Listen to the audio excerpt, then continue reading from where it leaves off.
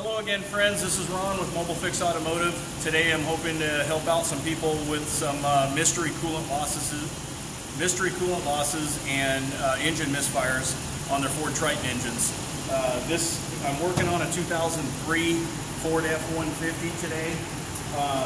First off, before I get into it, the gentleman that brought this to me is an active duty service Marine off of Camp Pendleton, found me off of YouTube.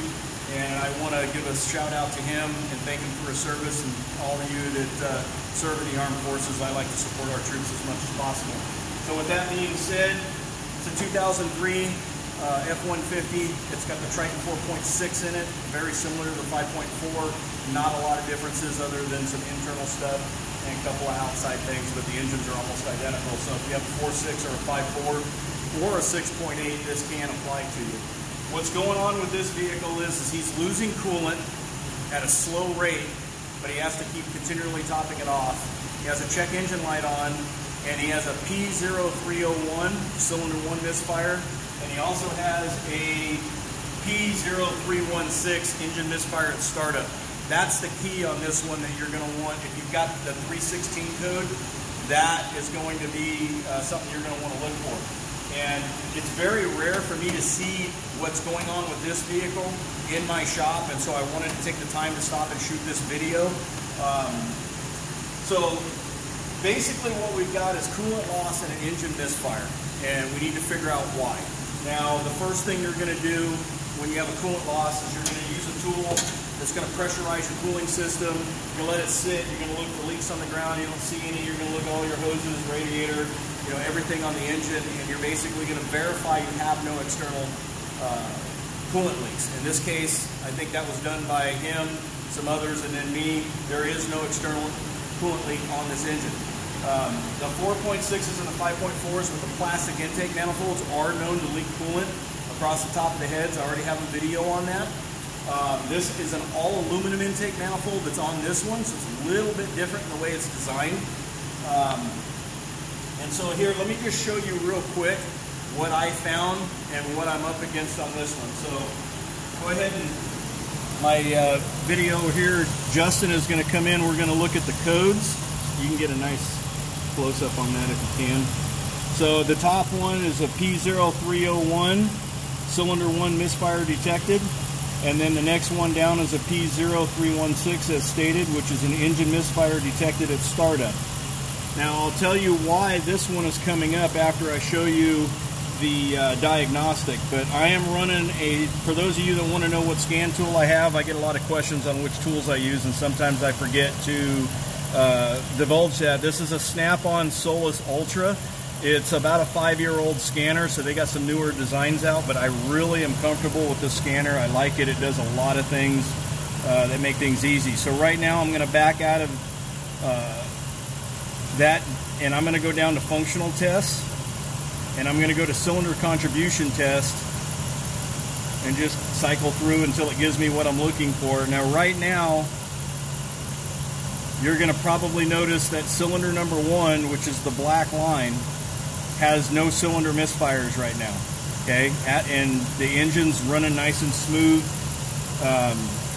We're going to fix that here in just a second. So why don't you go ahead and back out so that you can see right here. Don't go that far. So they can see this. So this is your coolant. I think they refer to this as a degas bottle. It's the overflow bottle, expansion tank. There's a lot of names for it. But this is where you put your coolant on this particular truck. And as you can see, it's open. I have an adapter that's screwed onto it. Okay, so if I take this off, you can put your cap on. So I put my adapter on here, which will give me a nice positive seal. And then give me a second, I'll put this in here and lock it down. Now right now there's no pressure on this gauge. Now if I let it sit and idle, I'm not going to bore you with the details, but if it's a blown head gasket or a crack in the cylinder head, most of the time if you let it sit for 15 minutes or so, you're going to see this gauge start to build pressure on its own rapidly, and it'll go way up into the red zone. In this case, that's not going to happen, so I'm not going to waste your time. But I'm going to go ahead, Justin, why don't you go ahead and zoom in. I'm going to pump this thing up to about 15 PSI, which is a little bit higher than the system pressure.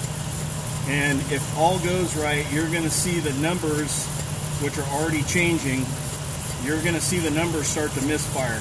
Negative 15 to negative 20. And those are misfires per cycle.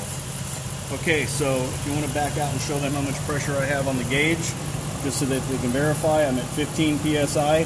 So the cooling system right now is at what would be considered a little bit above operating pressure when it's running, because as your engine builds heat in the coolant expands just like water does when it gets hot. Well, because there's a radiator cap on your system, it'll build pressure in the system. And generally 12 to 15 pounds is about where that runs. So I'm going to have Justin zoom back in here, and now the engine's got this shake to it. And if you notice, now we've got negative 18, 17, 23. So now we're misfiring on cylinder number 1. Now watch, you don't have to pull back on this. You stay right where you're at, Gus.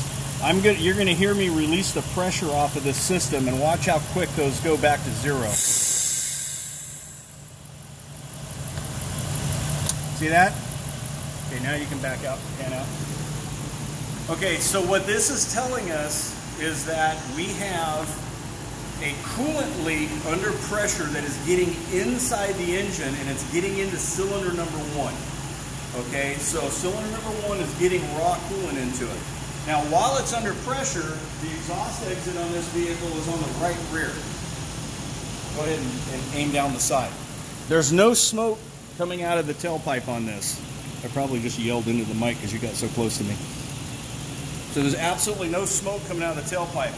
There's 3 different ways that you can kind of have a blown head gasket. 2 main ones. And the main one is what we all grew up with, for those of us older people, which is the banana pudding in the oil, which is when the head gasket would blow and the coolant would go from the cooling system into the oil pan and mix, and it just turned into banana pudding.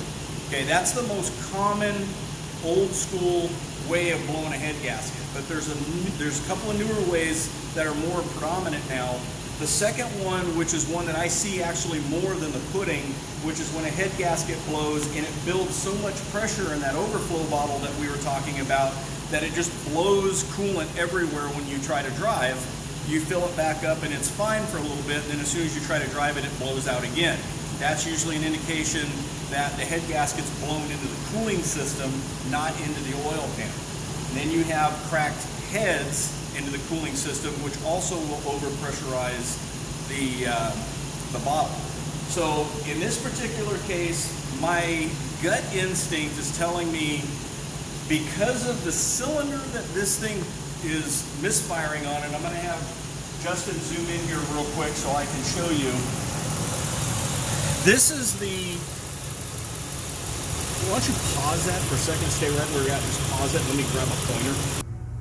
Okay, so I paused it really quick because I wanted to get a pointer. So the end of this 1/4-inch drive extension is what you're going to look for.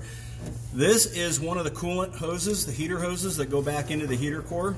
And if you notice, it comes down in here and it basically goes right into the intake manifold. So there's a water crossover, coolant crossover, that goes from this side of the cylinder head behind the alternator to the other side where the thermostat housing is at.